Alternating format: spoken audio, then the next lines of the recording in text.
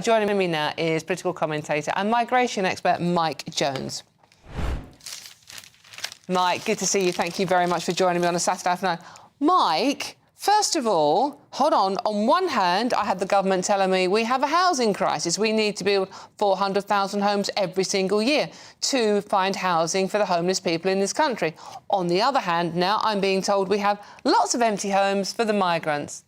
Can you make that make sense? It doesn't make sense. It's Janus face. It's completely hypocritical, and it sends a very bad signal to the British public. I mean, you know, as you say, we've got a homelessness crisis. We have young people who are struggling to afford their rents. We have people on social housing lists, and the government hasn't mobilised itself to solve these problems. But lo and behold, we have an illegal migration crisis. The government doesn't want to deport these people, and yet they're mobilizing to house these people in private accommodation. I mean, it's just absolutely staggering. It's completely hypocritical, and it shows the sort of topsy-turvy nature of British society. You know, basically the social contract is completely broken. Let's just drill down to figures, right? So at the moment we have 32,000 asylum seekers in 210 hotels at a cost of roughly £7 million a day. OK. The government say we need to build 400,000 new homes annually to house to sort the housing crisis out. We have young people not being able to get on the housing ladder, we know. Meanwhile, evidently now we learn there are 700,000 empty homes across England, 93,600 in London and 35,000 in Birmingham, Leeds and Liverpool. I really can't get my head around this. So putting the migrants in the hotels, migrants get priority over the people. The youngsters in this country are struggling to get on the housing level and the homeless people we have. So we're putting migrants first by the sounds of it. Pretty much. But you've got to understand the mentality of the political class. They are not there to solve problems. They are there to manage public perceptions. So that's a key distinction.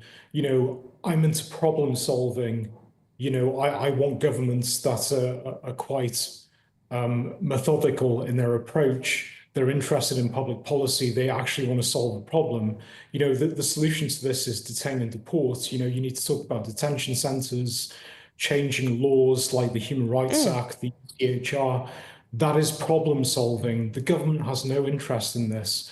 They want to manage public perceptions. So obviously the hotels, in terms of optics, are a very bad thing, particularly when they're in close proximity to schools and youngsters, because, you know, a lot of these illegal migrants are, you know, disgusting criminals.